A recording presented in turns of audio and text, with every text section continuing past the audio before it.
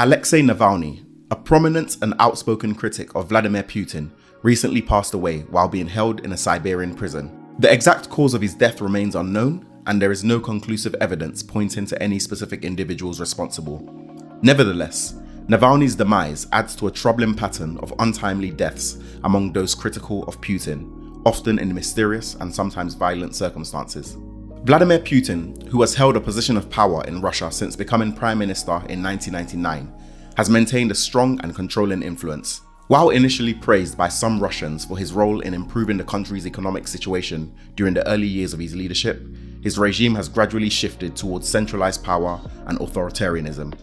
Over the years, Putin has accumulated a significant number of adversaries and critics, many of whom have met unfortunate ends in peculiar circumstances. In this video, we'll explore some of the most noteworthy cases. It's important to note that the purpose of this video is not to directly attribute these deaths or events to Putin, as there is no definite and irrefutable proof of his involvement. However, considering the circumstances surrounding these incidents, it prompts contemplation on the possible connections.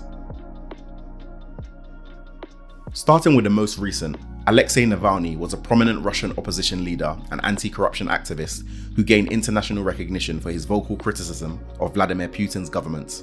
Born in 1976, Navalny was a lawyer by profession and initially rose to prominence through his blog, where he exposed the corruption within Russian politics and business. He played a key role in organizing mass protests against government corruption and electoral fraud. Navalny's charismatic and fearless approach made him a symbol of opposition to Putin's regime. Things turned dark in August 2020. Navalny fell critically ill during a flight from Siberia to Moscow, and later investigations confirmed that he was poisoned with a nerve agent called Novichok. FYI, this won't be the last time we mention poison. He was initially treated in Russia but later transferred to Germany for further medical care.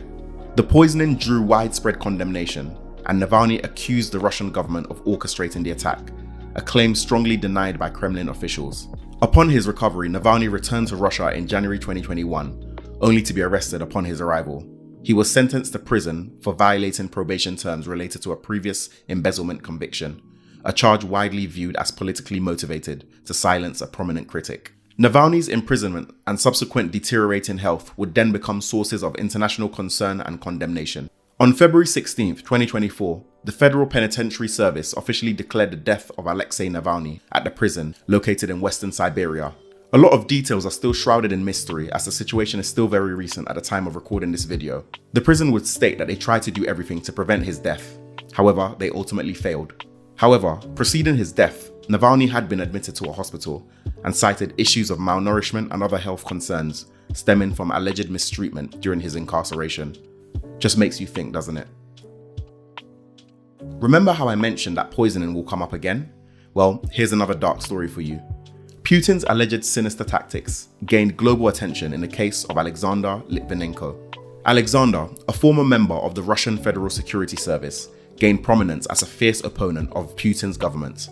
His dissenting views emerged after leaving the FSB, where he accused the agency of corruption and misconduct. He sought asylum in the United Kingdom in 2000, becoming an outspoken critic of Putin's administration. Alexander's revelations about alleged wrongdoings within the FSB and his criticisms of Putin's leadership led to a strained relationship with the Russian government. The tragic events leading to his death unfolded in 2006, where he fell fatally ill in London. The cause was later determined to be polonium-210 poisoning. In the days leading up to his death, Alexander had met with two Russian men, Andrei Lugovoy and Dmitry Kovton, at a London hotel. It was during this meeting that he ingested the deadly radioactive substance. Prior to his demise, Alexander had been vocal about his suspicions that the FSB was still operating poison laboratories from the Soviet era.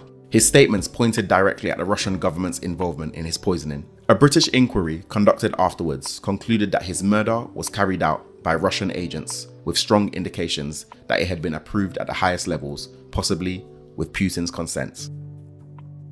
On the topic of poison, two other examples make one wonder. In 2018, Salisbury, England became the stage for another high-profile poison incident, this time involving former Russian military intelligence officer Sergei Skripal. Skripal had been convicted of treason in Russia and later exchanged in a spy swap deal with the West, found himself targeted by Russian military intelligence agents. In a covert operation, these agents applied Novichok nerve agents to the doorknob of Skripal's residence, intending to eliminate the former spy.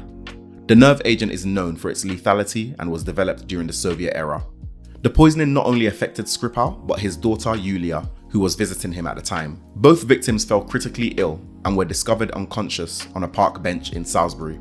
The incident caused a diplomatic crisis, with the United Kingdom and its allies accusing Russia of orchestrating the attack. The Russian government denied any involvement, but the evidence, including the use of a sophisticated nerve agent, pointed to a state-sponsored assassination attempt. The international community responded with widespread condemnation, expelling Russian diplomats and imposing sanctions on Russia. Despite Sergei and Yulia ultimately recovering, Dawn Sturgis, a Salisbury resident with no involvement with the Skripals, succumbed to the nerve agent after being exposed to it.